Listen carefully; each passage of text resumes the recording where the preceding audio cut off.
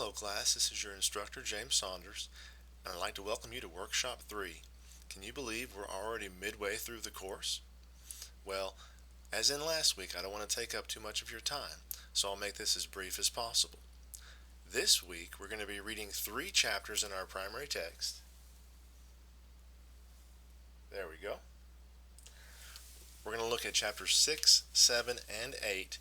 So we're going to transition from talking about dating and mate selection to actually what is married life all about. And we're going to look at 3 distinct phases of married life. Once the couple has come together and making the transition to couplehood and what all that entails.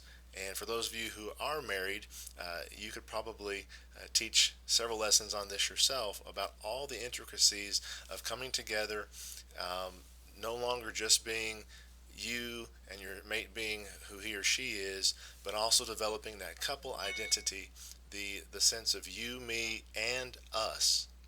We're also going to look at parenting, read quite a bit about the different life cycle adjustments that come with parenting, whether it's small children, preteens, teens, and then young adults. And then the final chapter for this week looks at the idea of marriage later in life as you transition to being an empty nester, going through your own uh, personal changes, male and female, and how you adjust to all these different stages of the married life cycle. So there's quite a bit of reading this week, but it's very, very fruitful, very informative. I think you will enjoy it greatly. And again, those of you who are married, you will probably read it and say, aha, I've experienced that, or oh, this is what I have to look forward to. So the gist of this course, in many respects to me, is the idea that when it comes to marriage, you and your partner truly are the only ones who can manage that relationship. So this book talks about some of those concepts, those principles that go into marriage and family.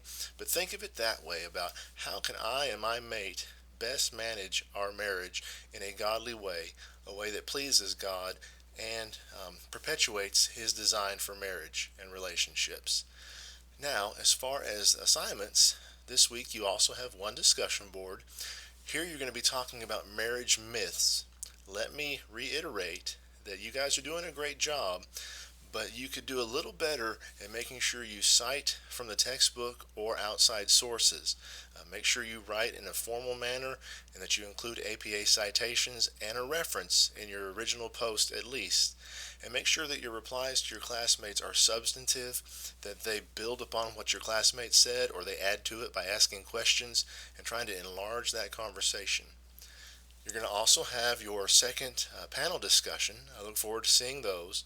Remember that each person in the group needs to comment on the topic that you chose, and then your classmates need to respond to several of those throughout the week.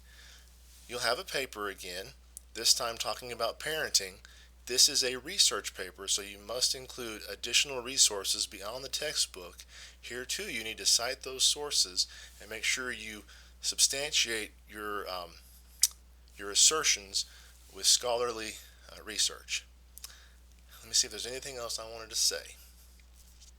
No, I think I've pretty well covered it. I don't want to take up more of your time than I need to. I really look forward to grading your Workshop 2 assignments. I'll have those graded as quickly as possible and post those grades.